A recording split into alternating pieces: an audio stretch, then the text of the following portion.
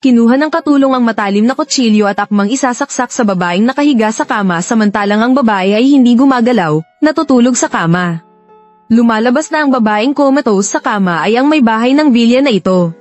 Dahil sa isang aksidente sa sasakyan 3 taon na ang nakalilipas, siya'y naging comatose, ngunit mahal na mahal pa rin siya ng kanyang asawa. Kaya't kumuha ito ng katulong na may mataas na sahod para alagaan ang babae, lingid sa kaalaman niyang impyerno pala ang nararanasan ng kanyang asawa araw-araw. Araw-araw ay dumaranas ang babae ng espesyal na pagtrato mula sa katulong nais pa nitong agawin ng posisyon ng ginang ng bahay.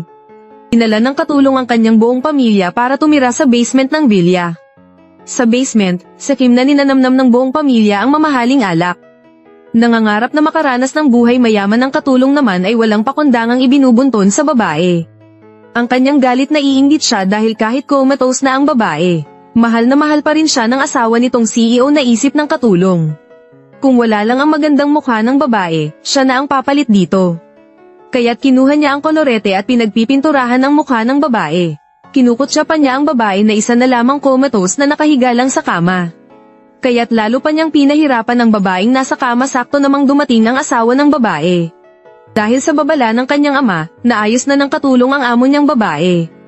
Ang pinakamayamang lalaki ay walang nakitang senyales ng pananakit ng babae. Walang nakitang kakaiba ang pangulo. Kaya tinutusan niya ang katulong na alaga ang mabuti ang babae, at pagkatapos ay panatag na umalis ng bahay. Pagkaalis ng CEO, lumabas na ang tunay na ugali ng katulong. Isang buhay na patay, gusto pa niyang pagsilbihan ko siya. Asa pa siya pagkatapos, para siyang tunay na may bahay, naglagay ng kolorete. Kinuha pa niya ang kwintas ng babae at isinuot ito tiningnan niya ang sarili sa salamin. Naisip niya, kung wala na ang babae, siya na ang magiging may bahay ng bilya na ito. Kaya't muli niyang pinagbalingan ng masamang balak ang babae. Panasan ang katawan. Panasan ang katawan, araw-araw na lang kitang pinupunasan. Bakit hindi ka pa mamatay? Sa sandaling iyon, nagsiakyatan mula sa basement ang buong pamilya ng katulong. Sakim nilang pinagsaluhan ng pagkain at alak sa sala, tinanong ng kanyang ama ang katulong. Kailan niya mapapalitan ang babaeng nasa kama, para makapamuhay na sila ng hayagan sa bilya? Sinabi ng katulong na malapit na siyang maging may bahay darating din ang araw. Na mahuhumaling sa kanya ang CEO nais pagtangkaan ng kapatid na lalaki ng katulong ang may bahay. Ngunit napansin niyang dahil hindi naalagaan ng mabuti ang babae, napuno ng pulang pantal ang likod nito. Walang ganang pumiga ng gamot ang katulong at basta nalang ipinahid sa likod ng babae. Shui Jiwei, sana habang buhay ka nalang nakahiga ng ganyan. Huwag mong sirain ang mga plano ko. Pag-uwi ng CEO galing trabaho, may dala siyang isang palumpon ng bulaklak para sa babae nang malaman ito ng katulong. Agad niyang pinabalik ang pamilya sa basement dahil kung matutuklasan sila ng CEO, lagot silang lahat. Natataranta ring tinanggal ng katulong ang mga alahas na hindi naman sa kanya. Pagkatapos, may pangaakit ng ngiti siyang bumati sa CEO ang mga pangaakit ng katulong. Ay hindi man lang pinansin ng CEO dumiretso ang CEO dala ang mga bulaklak para bisitahin ang kanyang asawa. Pagdating sa silid tulugan, nakita ng CEO na nakatamba ang florera sa tabi ng kanyang asawa. Nabasa rin ng tubig mula sa florera ang unang pinagalitan ng CEO ang katulong kung paano nito inaalagaan ang babae. Ganyang kaliit na bagay, hindi mo magawa ng maayos. Ano pa ang silbi ng pagkuha ko sa'yo? Sir, patawarin niyo po ako ngayon lang pangako ko po, hindi na mauulit. Sige na, pero sa susunod, hindi ka na kailangan dito maingat na hinaplos ng CEO ang noo ng kanyang asawa. Pilit na gustong abutin ng asawa ang kamay ng CEO para sabihing inaapi siya ng katulong. Ngunit dahil nagkaproblema sa bidding sa kumpanya, kailangang pumunta agad ng CEO sa kumpanya para ayusin ito. Kaya't hinalikan niya ang noo ng babae at ang eksenang ito ay tamang-tamang nakita ng katulong. Agad na namang umiral ang kanyang inggit walang tigil na tinatawag ng babae sa isip ang CEO na huwag umalis. Dahil masasaktan na naman siya ng katulong ngunit hindi nakita ng CEO ang mga luhang puno ng sakit ng babae. Iniutos niya sa katulong na alaga ang mabuti ang babae, at saka kaalis pa lang ng CEO. Sinimulan na namang pahirapan ng katulong ang babaeng nasa kama walang awang sinakal niya ang leeg ng babae. Pagkatapos, kinuha niya ang Amerikana ng CEO at inamoy ito, nangangarap na mamahalin din siya ng CEO balang araw. Biglang nagising ang babaeng nasa kama tinangka ng babae na abutin ang florera sa tabi ng kama. Ngunit di sinasadyang natabig niya ito at nahulog sa sahig dahil dito, naghinala ang katulong kung gising na nga ba ang babae. Kaya't nagpa siya siyang subukan ng babae. Kung gising ka na, tapos na ang lahat ng plano ko. Huwag mo akong sisihin, hindi kita pwedeng hayaang magising. Habang wala ang CEO sa bahay, sa Kim silang nagpapakasasa sa pagkain at inumin sa bilya. Sinabi ng katulong na naghihinala siyang gising na ang babae, iginiit ng ina na 3 taon nang nakahiga ang babae sa kama. At hindi na ito madray gising, naisip din ng katulong na baka nag-iisip lang siya ng labis, kaya't nakipagdiwang na siya sa kanyang pamilya. Malapit na siyang maging may bahay ng bilya na ito sa kabilang dako, ang babaeng 3 taon ng comatose ay nagising na. Nais niyang agad na sabihin sa CEO ang lahat ng ginawa sa kanya ng katulong. Wei, babalik ako agad para samahan ka. Ate, gising na siya, hindi natin siya pwedeng hayaang isumbong tayo.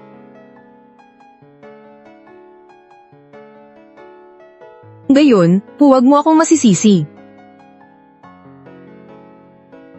Bitawan mo ako.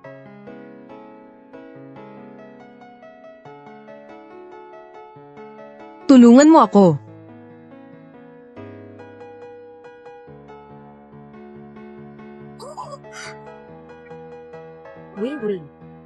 Wei. Direktor Wen, umalis ka na. Naririnig ko may tumatawag sa akin. Gising na ba si Miu Miu? Nagkamali ka siguro ng narinig. Kakatapos ko lang magbigay sa misis. Matapos magbasa ng katawan, naghahanda na akong mag-ayos. Tapos na. Lahat ng natirang pagkain. Kapag nadiskubre, tapos na ako. May balak ka pa. Naalala mo pa ba ngayon, na ito ang araw namin ni Weiwei, anibersaryo ng kasal. Lahat ng pagkain ni Sir ay malamig na. Ibabalik ko na lang po ang isa pa. Masarap kainin kapag mainit. Ayoko na. Hindi pa nagising ang misis. Ako lang mag-isa. Wala na rin akong ganang kumain. Pupunta ako para tingnan si Weiwei.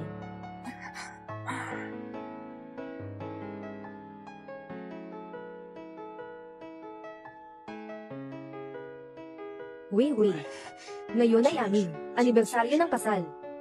Itong Heart of the Ocean. Sabi mo dati na gusto mo.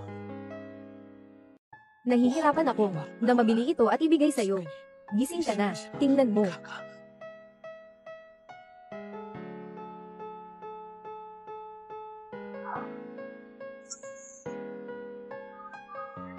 Chumi, ano bang nangyayari dito?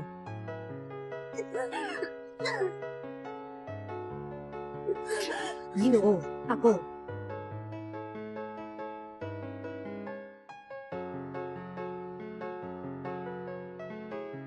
Doktor, ang asawa ko, ano ba talaga ang nangyari?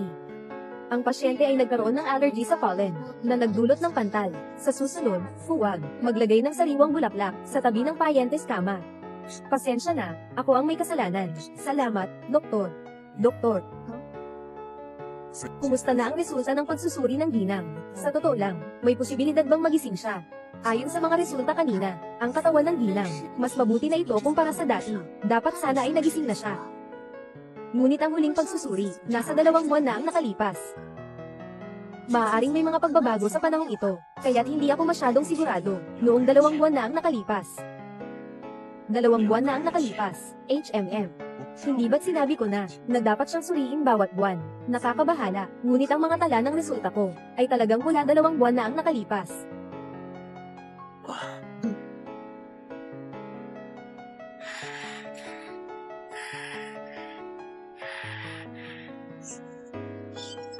Inutusan kita na regular na, sasailin ang ginang. Ganyan ka magtrabaho. Ginoo, hindi ko sinasadya. Nagbayad ako para i-hire ka. Sinasagot mo ang pagkain at tirahan mo. Ikaw na mapagkunwari. Pinapalayas na kita ngayon. Lumayas ka sa tahanan ng Wen. Ipinapaalis na kita ngayon. Lumayas ka sa tahanan ng Wen. Pakiusap ko sa'yo. Hindi ko kayang mawala ang trabahong ito. Pakiusap ko. Bigyan mo ako ng isa pang pagkakataon. Isa pa. Paano ako makakapagtiwala sa iyo? Wala rin akong magagawa. May sakit ng malubha ang nanay ko. Wala siyang nag-aalaga sa ospital. Kailangan kong tumakbo sa 2 dako, kaya hindi ko naisip ang ginang. Kung ako po ay Ginoo, kung ganito ako, walang trabaho na ito. Wala nang pambayad sa gamot ng nanay ko, kaya wala na. Ang nanay ko ay maghihintay na lang sa kamatayan. tumayo ka na. Salamat, Ginoo, sisikapin ko. Pahalagahan ang pagkakataong ito. May 300,000 sa card na ito. Kunin mo na at bayaran ang mga gastusin sa medisina. Kunin mo na at bayaran ang mga gastusin sa medisina. Salamat po, Ginoo. Kayo ang aming tagapagligtas. Huwag niyong pasalamatan ako. Bakit kailangan isulat ang patay na buhay? Talagang hindi nawawaglit ang kaluluwa. Sige, Ginoo. Makasigurado po ako. Naaalagaan ko ng buong puso ang asawa ko. Hindi ko siya pababayaan. Anong nangyari? Naintindihan ko na.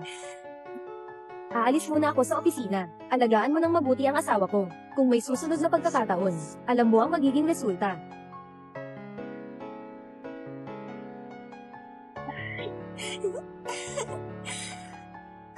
Ate, nandito ako. Naghihintay sa iyo sa dati. Ate, nandito ako. Naghihintay sa iyo sa dati.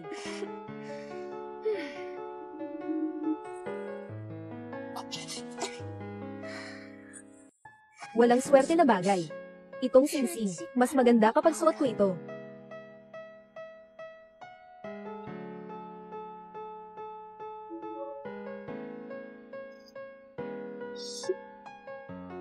Tingnan mo. Ito lang ang bagay sa magiging misis kong si Wen. Ang daming sasakyan. Sayang kung nakatambay lang. Mas mabuti kung ako na lang ang magmamaneho. Ay, sige, kuya, dito ka.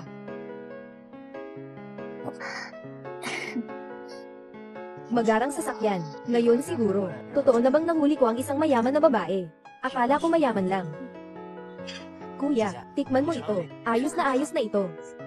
Lalamunan. Ang singsing na ito ay mga daang libo na. Huwag mo akong sirain. Ate, napakayaman mo. Mahalaga pa ba ang isang singsing? Hindi ba ako mahalaga sa iyo? Mas maliit pa ba kaysa sa isang singsing? Paano makukumpara ang singsing sa'yo? Mahal, gusto kong maging simple ngayon. Dala ko pa ang pinakamurang. Kung gusto mo, ibibigay ko na sa'yo. Ipapadala ko na sa'yo.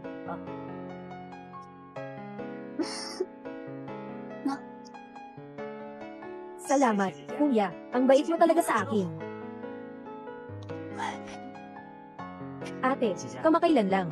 Hindi ba malapit na ang kaarawan ko? May isang relo na matagal ko nang gusto. Anong relo?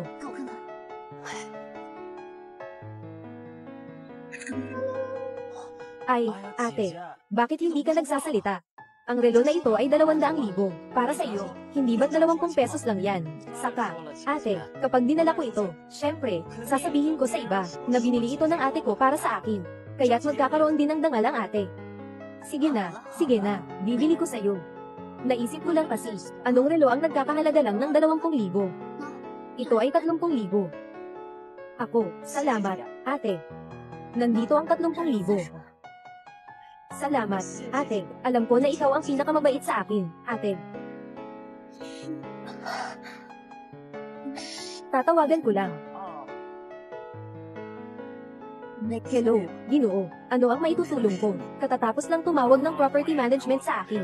Sabi ng gwardya habang nagpapatrol, kapag dumadaan sa bahay namin, palagi akong nakakarinig ng misteryosong tunog. Misteryosong tunog. Nandito ako sa bahay ngayon. Pupunta ako para suriin. Muli na namang yung 3 tanga. Mukhang siya ay suot na. Hindi ko alam kung anong nangyari. Swerte ng isang mayamang tao. Saan siya makakapantay sa'yo? Ang isang manok ay hindi magiging isang ibong mandaragit. Ang isang manok ay hindi magiging isang ibong mandaragit, kung hindi dahil sa pera. Sino ang gustong magpaligaya sa kanya?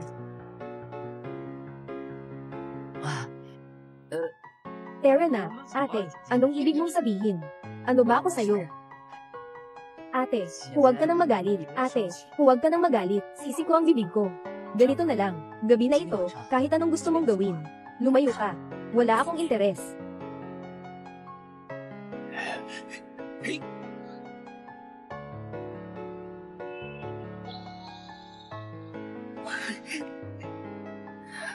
Ningning, anong nangyayari sa'yo? Ningning, anong nangyayari sa'yo? Gusto niyo bang patayin ako? Hindi ko ba nasabi, kapag wala ako, huwag kayong gumawa ng ingay.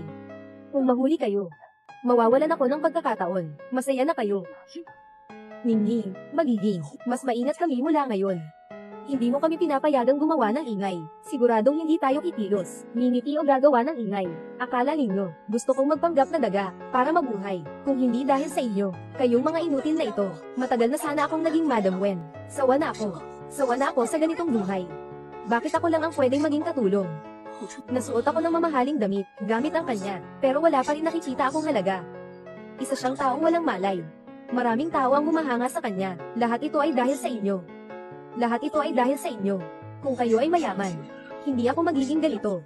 Kasalanan niyo lahat. Tatay. Ate ko, parang baliw na siya. Ning Ning, Ning Ning. Talagang hindi pwede. Pwede namang lumipat tayo. Itong mga bagay na ito ay akin talaga.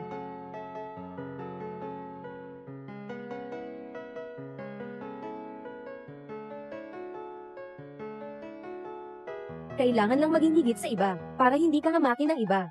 Maaari kong gawin kayo.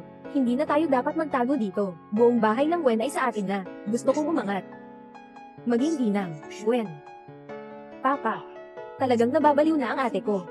Nakapag-desisyon ka na ba? Talaga bang gagalaw na tayo? Nakapag-desisyon na. Bata at maganda ako. Mas mabuti pa kaysa sa buhay na patay na iyon. Hindi ako naniniwala na kayang kontrolin ni Wen Linyu. Ang pamilyang Wen ay si Wen Linyu ang pinuno. Kapag naging ginoo na tayo, hanap tayo ng pagkakataon. E di ang pamilya Wen ay magiging pamilya natin.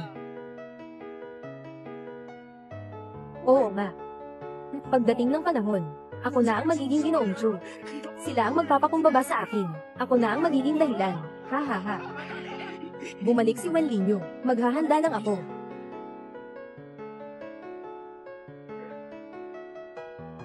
Saan ka lang kagabi? Ginoo. Kanina lang. Nag-imbestiga ako. Napansin ko na luma na ang tubo. Yun ang ingay na naririnig.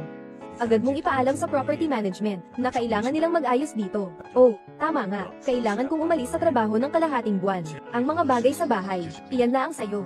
Tandaan mong araw-araw, magbigay ng ulat sa akin. Sitwasyon ng ginang. Mayroon bang problema ang ginang? Agad mo akong ipaalam. Sige po, Ginoo. Hindi na maaga. Magpahinga ka na rin ng maaga. Pupunta ako para sa iyo. Maglalagay ng mainit na tubig para maligo.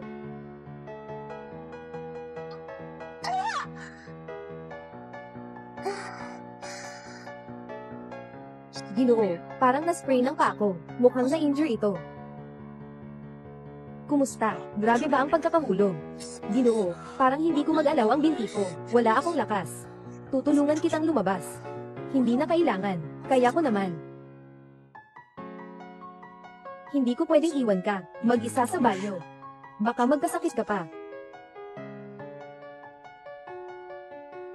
Tatawag ako ng doktor. Dahil nasaktan ang paa mo, magpahinga ka muna ng ilang araw. Tatawag ako ng assistant. Mag-ayos ng bagong caregiver na darating. Hindi na kailangan. Ginoo, wala na akong problema sa binti. Aalagaan ko ng mabuti ang ginang. Ang tungkulin mo ay alagaan ang ginang. Sinasabi ko sa iyo na huwag magkaroon ng mga di nararapat na iniisip. Pasensya na, Ginoo. Nabulagan lang ako sa isang iglap. Hindi ko na uulitin.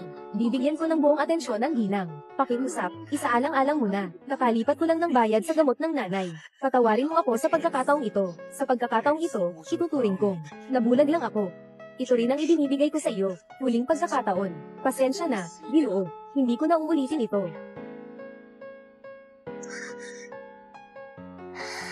Ruan Jiwei. Naniniwala ka ba?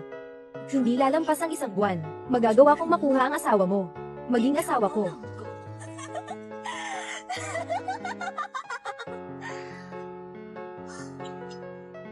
Ate.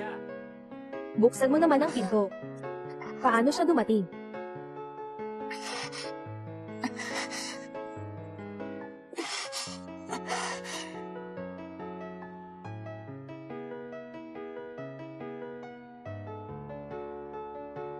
Hindi ko akalain na yung probinsya nung iyon. Talagang mayaman pala.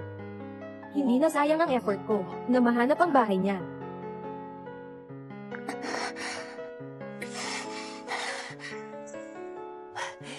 Ate, nagulat ka ba? Paano mo nahanap ang bahay ko? Ate, sobrang miss na kita. Kaya't nagpunta ako dito nang walang problem. Hindi mo naman ako sisisihin, di ba? Nandito na ako. Hindi ko ba kayang paalisin ka? Hindi ko akalain na ang labas ay mukhang marangya. Mas marangya pa ang loob kaysa sa labas. Ate, ang laki ng bahay niyo. Nag-iisa ka lang ba dito? Oo, wala kasi ang kasambahay ko ngayon. Isang tao na nakatira sa ganitong kalaking bahay, ay maaaring makaramdam ng kaunting kalungkutan. Ito ba ay hindi sa iyo? Sino yung tao sa larawan? Mukhang pamilyar ang taong ito. Parang nakita ko na siya sa TV. Mukhang siya ang pinakamayaman sa Wencheng. Ito, larawan ito ng ate ko at ng asawa niya.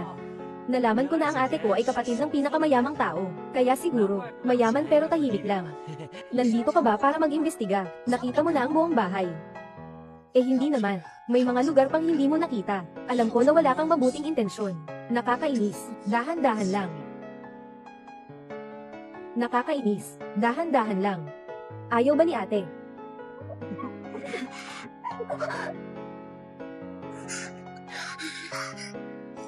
Anong tunog iyon ni ate? Naku, nagising na si Ruan Jiwei. Wala naman. Tumunog na ang alarm na itinakda ko. May kailangan pa akong gawin mamaya. Kailangan kong lumabas saglit. Pero, sandali lang akong sinamahan ng ate. Susunod, sasamahan kita. Wala na akong oras. Umalis ka na muna. Mahirap nang makahanap dito. Hindi pwedeng umuwi nang walang dala. Gusto kong bumalik, okay lang. Pero kailangan mo akong bigyan ng kaunting kapalit. Sige. Anong gusto mo? Gusto ko ito. Yung painting na iyon ay parang isang sikat na obra. Kung mawala iyon, mahihirapan akong ipaliwanag. Hindi pwedeng to. Magpalit ka ng iba. Kung hindi pwedeng to. Sige, ito na lang. Parang ang larawan na ito ay gawa ni Ruan Jiwei mismo. Siguro hindi naman ito mahal. Kunin mo na lang.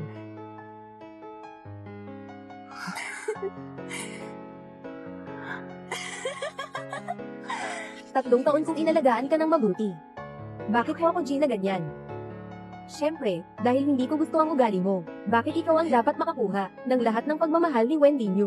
Araw-araw kitang inaalagaan. Hindi man lang siya tumingin ng diretso. Hindi man lang niya ako tiningnan. Ngayon ipapakita ko sa iyo kung paano ko nakuha ang lahat ng ito mula sa pamilya Wen.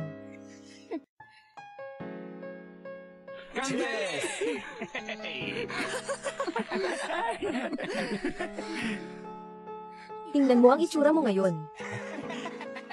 Talagang kawawa. Anong ginoong Wen? Ngayon, hindi pa. Nasa kamay namin ito. Gusto mo bang kumain? Gusto mo bang kumain? SHH. Hoy, Ginoo, ano ang kailangan mo? Kamusta si Weiwei ngayon? Mabuti ang kalagayan ng ginang ngayon. Lalo kung, apos siya palabas. Maglakad-lakad muna.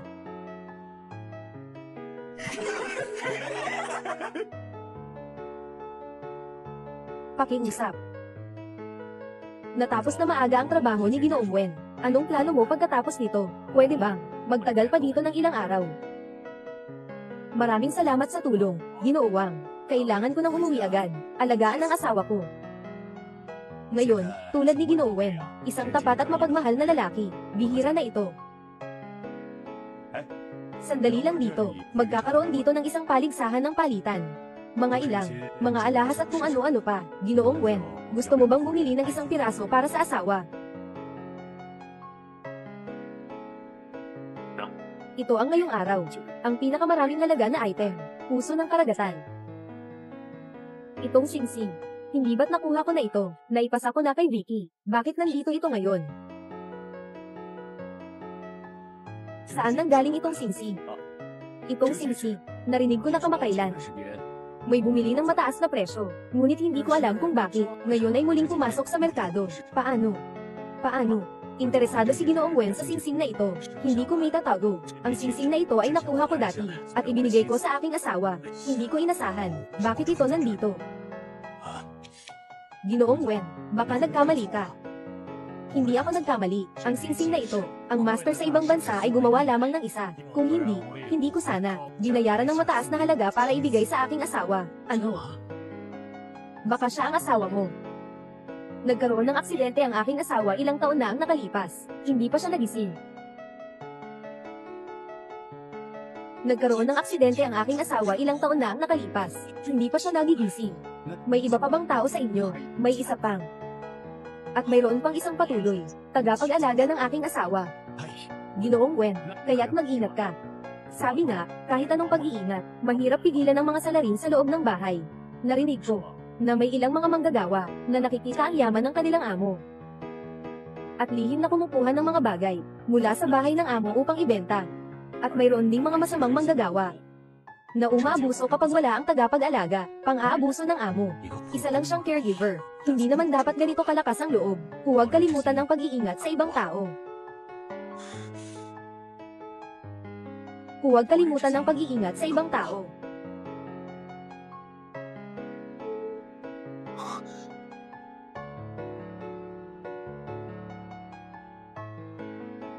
Kailangan kong bumalik sa bahay agad.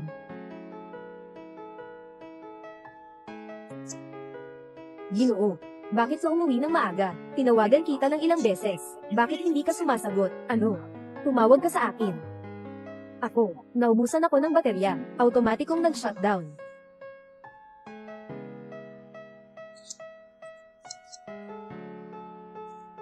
Nasaan ang singsing ng ginang? Nasaan ang singsing ng ginang? Nandito ang singsing. Nandito ang singsing. Nagsusuot ng singsing ang ginang. Natatakot akong mawala ito, kaya nilagay ito sa kahon. Sige, bumaba ka na. Gusto kong makasama si Weiwei. Opo, Ginoo.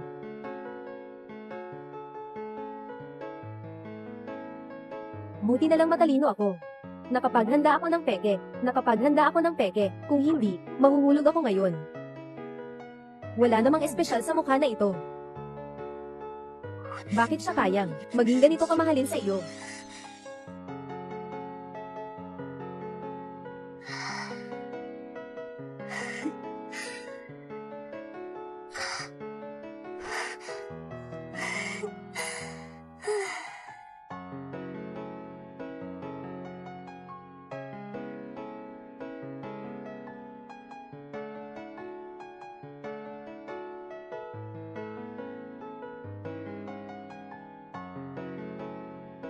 Ginoo, hindi ka pa nagpapahinga.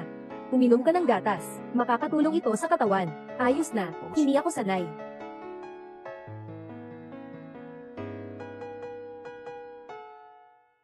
Huwag ka masyadong mahirapan. Kung malaman ito ng ginang, tiyak na mag-aalala siya para sa'yo. Maaari, hindi na siya magising kailanman. Huwag ka masyadong malungkot, Ginoo. Kahit na hindi na magising ang ginang, sasamahan din kita. Ginoo, ihahatid kita para makapagpahinga. Ikaw na lang ang baalang alagaan ng ginang. Sa ibang bagay, walang kailangan mong alalahanin. Oo, naiintindihan ko.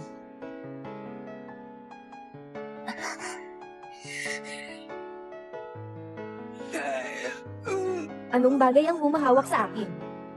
Ito. Anong ito? Yao Sheng. Bakit mo dinala ang susi ng sasakyan? Dinala na. Alam ko ba? Hindi naman ako nag-iisip ng mabuti. Nasa bulsa na lang. Paano mo nadala ang susi? Kung sakaling kailanganin ni Wen Linyo na buksan, ano ang gagawin kung wala na ito? Hindi mangyayari iyon. Marami siyang sasakyan. Hindi ito magiging ganun kaswerte. Hindi pwede. Kailangan kong dalhin si Ningning pataas. Kung hindi, magagalit na naman si Ningning. Nandito si Wen Linyo sa taas. Pumunta ka na ngayon. Paano kung madiskubre? Hindi. Aakyat ako ng tahimik. Hindi nila ako malalaman. Ginoo, ako na ang bahala sa iyo. Sandali, may dadating na mag-aalaga ng sasakyan. Kakaiba. Bakit kulang ang isang susi ng sasakyan? Nako, hindi kaya nila dinala sa basement. Dinala kaya sa basement. Ginoo, umakyat na muna kayo at samahan ang misis ninyo. Ako na ang bahala maghanap nito. Okay, pasensya na. Bakit ka umakyat? Umakyat si mama para dalhan ka ng susi. Mabilis, umalis ka na. Sandali lang. Sino siya? Siya ay Weng Gong. Ako po yung nanay ni Ningning. Narinig ko po na nagtatrabaho siya dito. Kaya naisip ko po, na maaari ko pong dalawin siya. Hindi po ba sinabi ninyo na malubha ang sakit ng nanay ninyo? At nasa ospital pa rin po ba siya? Opo, nanay. Bakit hindi ka nananatili sa ospital? Bakit ka nandito? Hindi ko ba sinabing, kung gusto mong magpasalamat kay Ginoong Wen para sa iyong gamot, babalik ka ba kapag okay na? Ginoong Wen. Dumating ako para magpasalamat sa iyo. Kung hindi dahil sa inyo, Ginoong Wen, sa aking mga gastusin sa medisina, wala na sana ako ngayon. Kayo ang aking tagapagligtas. Tumayo ka na. Si Chuning ay nag-aalaga sa aking asawa. Dapat tayong tumulong sa oras ng pangangailangan. At higit pang gumawa ng mabuti. Ito rin ay para sa aking ginang, na gumawa ng mabuti. Magandang araw, Ginoong Wen. Ang mabuting tao ay may gantimpala. Ang iyong ginang. Tiyak na madragising na siya sa lalong madaling panahon. Paano mo nalaman ang tungkol sa aking ginang? Ginoong Wen, ako, sinabi ko ito sa aking ina. Tapos na ang pasasalamat mo. Kailangan na nating umalis. Direk Wen, ihahatid ko siya.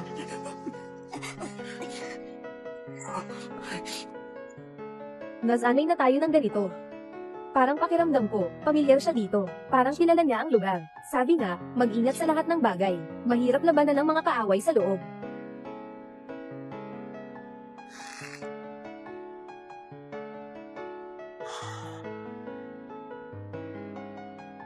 Ginoong Wen, anong klaseng obra ang gusto mong bilhin? Gusto kong bumili ng isang obra para sa aking asawa. Mukhang bagay na bagay ang obra na ito. Ang obra na ito ay kamakailan lamang na. Kinatawan ng bagong umuusbong na pintor. Ito ba ay hindi ang pintura ni Weiwei? Bakit ito nandito? Para sa ginang, tamang-tama ito. Sino ang gumawa ng painting na ito? May problema ba sa painting na ito? Tinanong kita, sino ang gumawa ng painting na ito? Gusto mo bang makilala ang mayakda? Pumarito dito. Gusto kang makipagkita ng customer na ito. Ginoong Wen, siya ang mayakda ng painting na ito. Ming Zeshuan. Ang pangalan ko ay Ming Zeshuan. Gusto mo ang mga likha ko? Sinasabi mo ba na ito ay ikaw ang gumawa? Kuya. Ginoong Wen. Kilala niyo ba? Saan galing ang painting na ito? Ako ang gumawa ng painting na ito. Ang painting na ito ay gawa ng aking asawa. Bakit ito nandito? Naging iyong pangunahing obra. Ano? Hindi mo ito iginulit. Bayaw. Alam ko na ako ang may kasalanan dito. Para kay Ningning. Huwag mo akong pakialaman. Ningning. Chuning. Anong kinalaman niya sa iyo? Hindi ba sinabi niya sa iyo? Ako ang boyfriend niya. Ikaw ang boyfriend ng caregiver ko. Anong kinalaman ko dito, nurse? Hindi ito posible. Sinabi niya sa akin na siya ang kapatid mo. Niloko niya ako. Sinabi niya sa akin na siya ang kapatid mo. Ang mansyon na ito ay kanya. Ginoong Wen, wala talaga akong alam. Nabiktima rin ako. Maliban sa painting na ito, ano pa ang ibinigay niya sa iyo? Binigyan niya rin ako ng singsing. Pero noon, medyo kapos ako sa pera. Naibenta ko na ito. Akala ko palagi niya akong niloloko.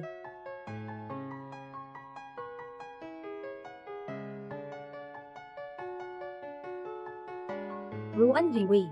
Ikaw lang ba talaga ang mamatay, para mapalitan kita? Kahit kaunti lang. Basta hindi ka madragising, Ningning. Baka makapatay ka pa nito, labag sa batas, anong alam mo? Basta makamit ko lang ang pagiging nasa taas, handa akong magbayad ng anumang halaga. Chuning. Gong yan, ikaw, babae, ang lakas mong mangloko, isa pang siraulo layaya, at nagkukunwaring mayaman pa. PFF, paano mo nalaman? Kagagaling ko lang, nakilala ko na si Wenlin Yu mismo, kapatid na babae, bayaw. Kahit anong gawin ng ibon, hindi ito magiging isang pabo, naiintindihan mo ba?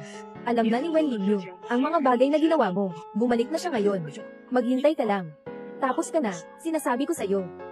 Ay naku, Ningning, nahuli ka na. Baka naman mapalayas ka. Ate, hindi na tayo magkakaroon ng matutuluyan sa basement. Anong dapat natin gawin? Ningning, magsalita ka naman. Tama na. Para hindi na tayo magpatumpik-tumpik, patayin na natin si Wenlin Yu. Para matapos na. Kahit ano paman, ang Wen family. Isa lang ang tao. Pag namatay siya, walang magmamana ng yaman. Hindi lahat ay atin. Kung hindi natin makuha, isirain ko na lang siya. Pakiusap sa inyo, gusto nyo ng pera, may bibigay ko sa inyo. Ningning, huwag ka nang makipagtalo sa kanya, dali siyang bigyan ng gamot. Hindi pa siya pwedeng mamatay ngayon. Bakit? Siya ang pinakamalaking kahinaan ni Wenlin Yu. Hanggang nandito pa siya sa kamay ko. Hindi pa rin niya ako mapipigilan. Ningning, tama ang sinabi mo. Kaya ano na ang gagawin natin ngayon? Ilagay mo siya sa basement. Ganyan ang ginagawa nyo. Wala ba kayong takot sa kaparusahan? Kaparusahan. Paano mo maiintindihan ang mga tao tulad mo? Wala na akong natira. Bakit ako matatakot sa kaparusahan? May surveillance dito. Ano? Huwag kang babalik sa akin. Mabilis. Wiwi. Saan mo nilagay si Wiwi? Pinayagan ko lang siyang maranasan ang dati kong buhay. Huwag mong saktan kahit isang buhok niya. Pagsisisihan mo ito habang buhay. Wen Linyu. Tinitiyak kong sa buong buhay mo, hindi mo siya makikita. Ano ang gusto mong gawin?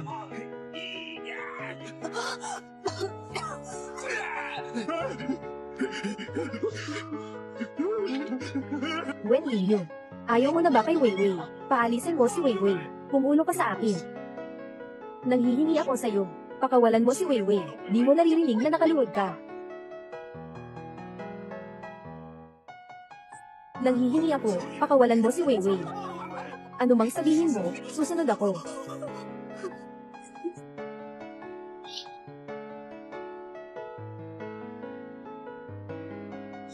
Chiang, anong problema mo sa akin?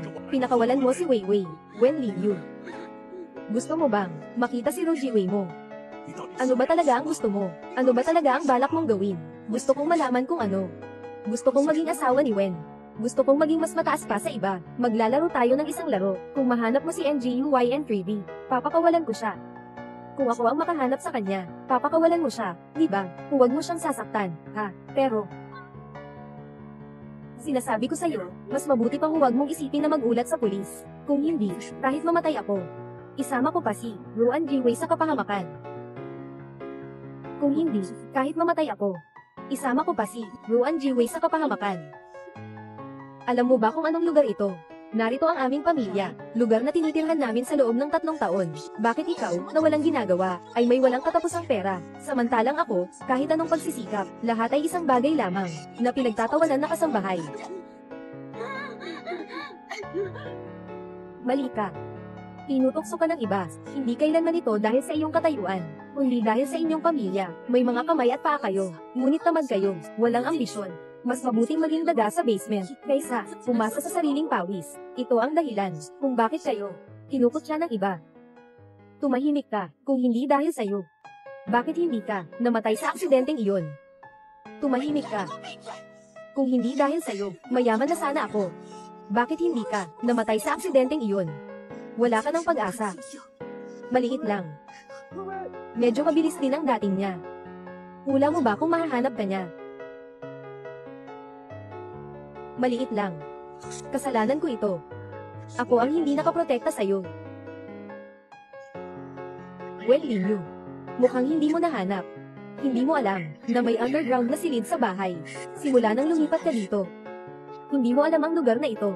Bumaba ka na. Hayaan kang makatagpo kay Ruan Jiwei sa huli niyang pagkakataon. Weiwei, Linyu.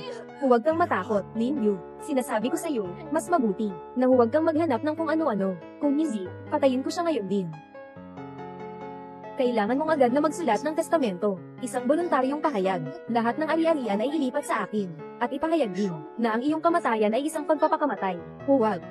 Huwag. Pakiusap ko sa iyo, huwag kang pumirma, huwag kang gagalaw. Pipirma ako.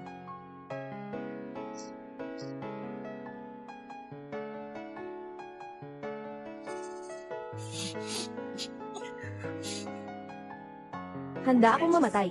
Kailangan mo munang iligtas siya, Wen Linyu. Wala kang karapatang makipag-usap sa akin. Ha ha ha. Ha ha ha. Ngayon, lahat ng ari-arian ng pamilya Wen, akin na lahat ito. Ngayon, lahat ng ari-arian ng pamilya Wen, akin na lahat ito.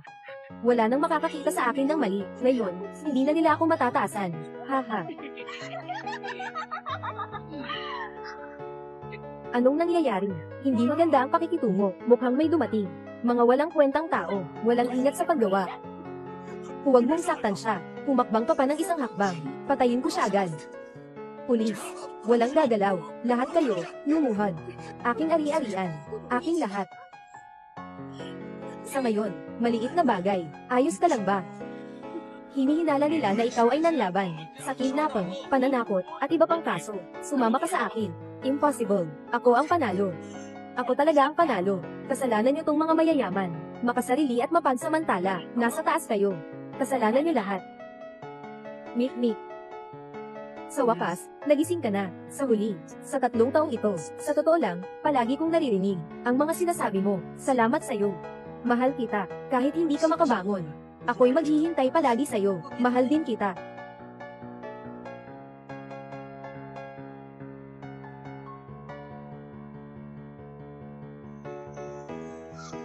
munti. Mula ngayon, bawat araw ay isang bagong araw. Salamat sa iyo, ipinagkaloob.